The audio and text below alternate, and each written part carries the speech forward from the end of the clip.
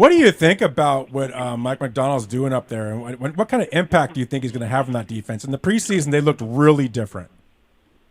That defense spent more time on the field than any other in the NFL last season.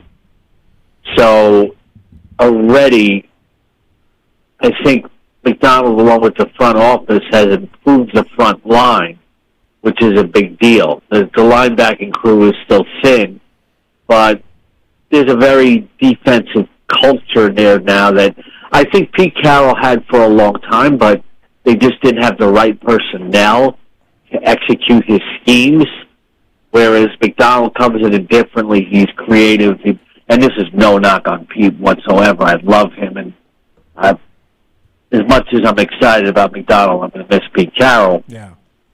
But, he's going to be very creative. He has his own personnel. I think what happened towards the end of the Carroll regime is they didn't have the right personnel to fit the scheme, whereas I think that's going to be the case more under Mike McDonald. And from a fantasy perspective, how it benefits is the Seahawks offense spent the least amount of plays on the field more than any other offense last year. And now the offense is going to find itself in less adverse situations, which is going to help things fantasy-wise, especially if you're drafting Geno Smith as a super flex quarterback, too. Yeah. Yeah, we just went through our – so this is more of our season preview show, and we just kind of went through our picks, and both these guys that I have sitting next to me, they both said the Seahawks will finish last, and I think they're out of their minds. I got them finishing second behind the Niners, but I'd be curious where you think they'll finish.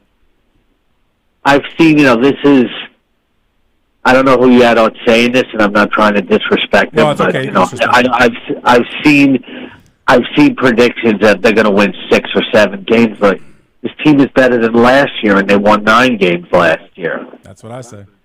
It is a change in coaching. You don't have to take it into account, but I don't think they win less than 8, and probably not more than 11. I'm predicting 10. Okay. Arizona's improving, but that defense is still going to be bad. The Rams' defense is going to be pretty bad, even though they're talented on offense. I could see the Seahawks finishing second because they have a very potent offense with an aggressive new offensive coordinator and a better defense with a defensive-minded head coach.